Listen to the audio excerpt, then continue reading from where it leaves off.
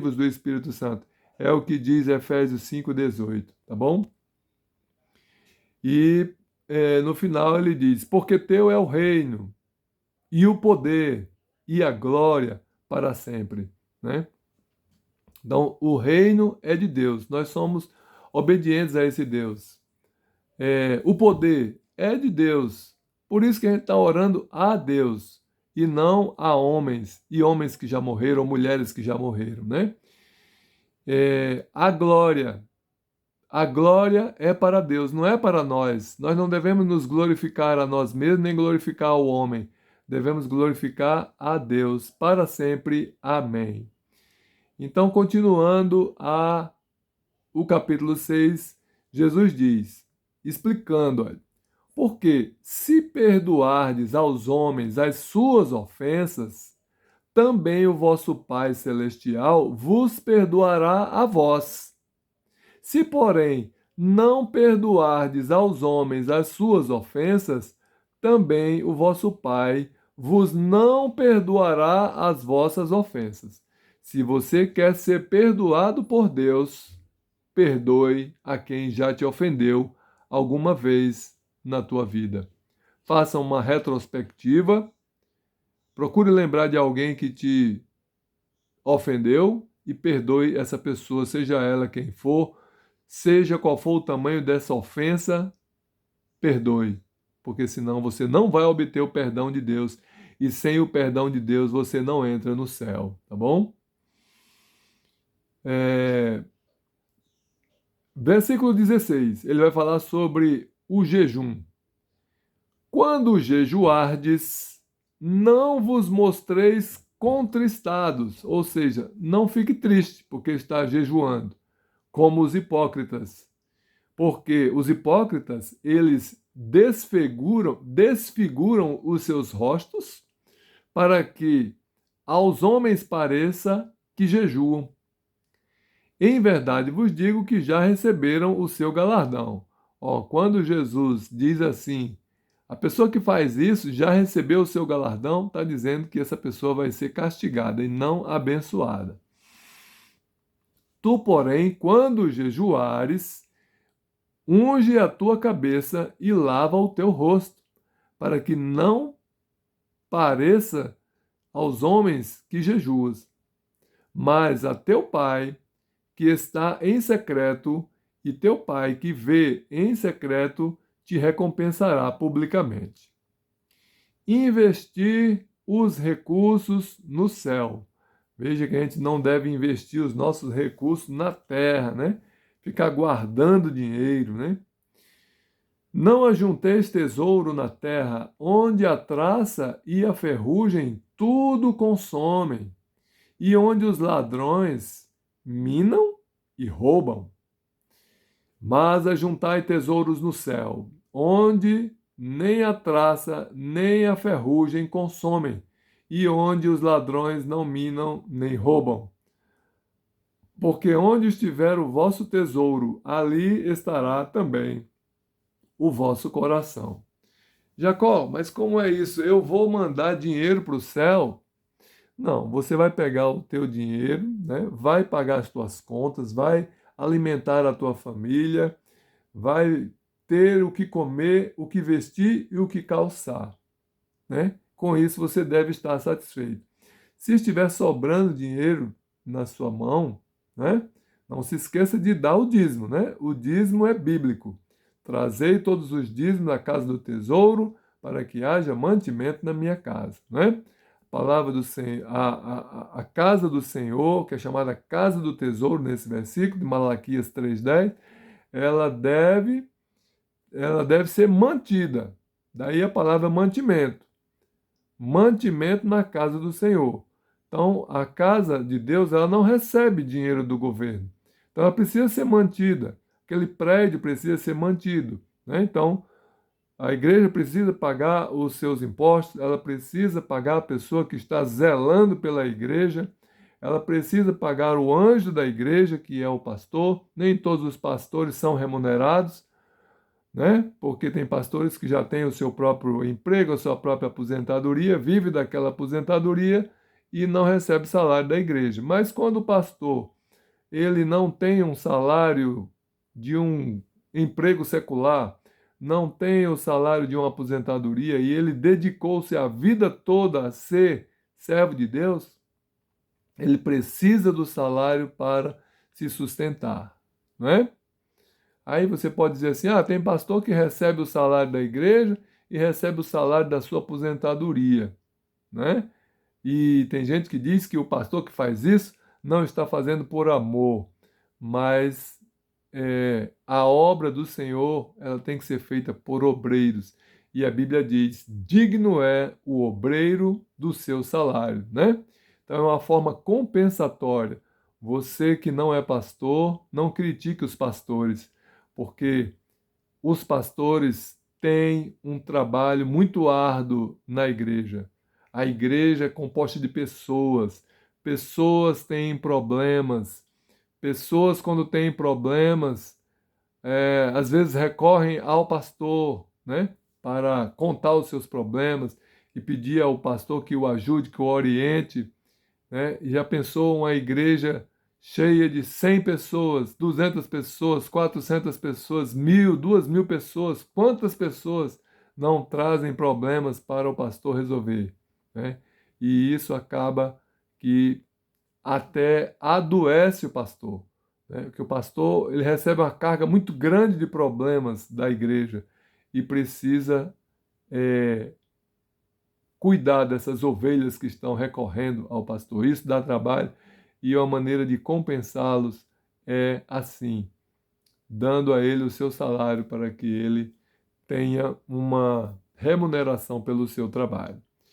Então, uma maneira também de você ajuntar tesouro no céu é quando você pega o teu dinheiro e ajuda uma pessoa que está necessitada. Tem gente que está doente, não pode mais trabalhar.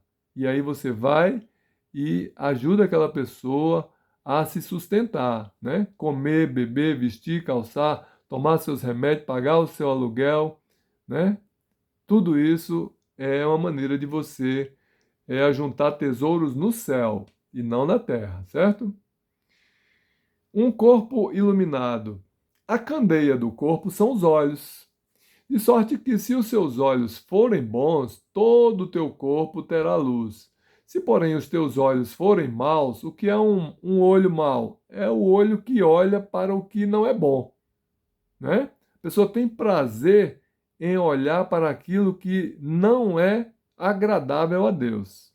Outro dia eu estava conversando com colegas e disse: olha, eu não sento na frente de uma televisão para ficar assistindo uma luta onde as pessoas estão esmurrando a cara uma das outras, tirando sangue do nariz, sangue da boca, sangue dos olhos, sangue dos ouvidos, quebrando o queixo com pancada, quebrando o braço. Isso não é agradável a Deus.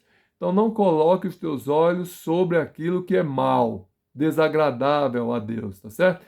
Por mais que seja um esporte, por mais que os desportistas autorizaram serem machucados e até mortos, né? Mas isso não agrada a Deus. As coisas que não agradam a Deus hoje não vão agradar amanhã, não agradaram ontem, não vão agradar nunca. Deus se agrada daquilo que ele disse que se agrada, está na Bíblia, né? Deus não mudou e nem vai mudar. Então, se o teu olho for mau, todo o teu corpo será tenebroso. Se, portanto, a luz que em ti há são trevas, quão grandes serão tais trevas? Servir somente a Deus, viu? Ninguém pode servir a dois senhores, porque ou há de odiar um e amar o outro, ou se dedicará a um e desprezará o outro. Não devemos servir a Deus e a outro ser, a outro Deus, ou servir a uma coisa, né? Tem gente que dedica mais tempo às coisas, ao mundo, do que a Deus. Então, olha aqui Jesus advertindo: se você servir a dois senhores, você pode tanto odiar um e amar o outro, ou então você vai dedicar a um e desprezar o outro, certo? Dedicar o quê? Dedicar tempo, dedicar serviço, dedicar atenção, mais a um do que ao outro. Então é bom você servir a um só Senhor, né? Que é o nosso Deus. Descanso na providência divina. Por isso vos digo: não andeis ansiosos quanto à vossa vida, pelo que haveis de comer ou pelo que haveis de beber, nem quanto ao vosso corpo, pelo que haveis de vestir. Não é a vida mais do que o mantimento, e o corpo mais do que o vestuário. Olhai para as aves do céu, que nem semeiam, nem cegam, nem ajuntam em celeiros, e vosso Pai celestial as alimenta. Não tendes vós muito mais valor do que elas? E qual de vós poderá, com todos os seus cuidados, acrescentar um côvado à sua estatura? E quanto ao vestuário, por que andais ansiosos? Olhai para os lírios do campo, como eles crescem. Não trabalham nem fiam. E eu vos digo que nem mesmo Salomão, em toda a sua glória, se vestiu como qualquer deles. Pois se Deus assim veste a erva do campo, que hoje existe e amanhã é lançada no fogo, então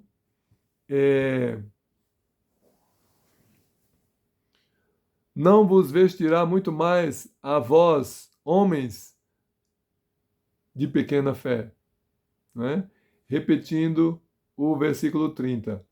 Pois se Deus assim veste a erva do campo, que hoje existe e amanhã é lançada no forno, não vos vestirá muito mais a vós, homens de pequena fé? Não andeis, pois, inquietos, dizendo: que comeremos, o que beberemos, ou com que nos vestiremos? Porque todas estas coisas os gentios procuram. De certo, vosso Pai Celestial bem sabe que necessitais de todas estas coisas, mas buscai primeiro o reino de Deus e a sua justiça, e todas estas coisas vos serão acrescentadas. Não vos inquieteis, pois, pelo dia de amanhã, porque o dia de amanhã cuidará de si mesmo. Basta a cada dia o seu mal. Então eu destaco esse penúltimo versículo, quando Jesus disse: mas buscai primeiro o reino de Deus e a sua justiça, e todas estas coisas vos serão acrescentadas. Não busque em primeiro lugar as coisas. Está errada essa ordem. Busque em primeiro lugar o reino de Deus. Como assim, Jacó? Busque satisfazer a vontade do rei, que é Jesus, né? O nosso Deus, o nosso amigo, o nosso irmão, o nosso Salvador, o nosso Senhor, né? Jesus disse em João 14:1: crede em Deus, crede também em mim, certo? Então nós devemos crer e obedecer a Deus e a Jesus. E assim nós seremos justificados, né? Busque o reino de Deus e a sua justiça. Precisamos da justiça de Deus. Qual é a justiça de Deus? É a justificação que nós precisamos para sermos admitidos no reino do nosso Pai. Quando Jesus voltar, aqueles que morreram em Cristo ressuscitarão primeiro, depois nós, os que estivermos vivos para a vinda do Senhor, seremos transformados. Um corpo corruptível, nós vamos ganhar um corpo glorioso e incorruptível, e assim subiremos, levados pelos anjos, a nos encontrarmos com o Senhor nos ares. É nesse momento que nós vamos estar desfrutando da justiça de Deus, né? Porque nós reconhecemos a Jesus como Senhor de nossas vidas e nós cremos em Deus e em Jesus. Assim, nós receberemos a justiça de Deus e a salvação em Cristo Jesus, nosso Senhor. Que Deus te abençoe e te guarde em nome de Jesus.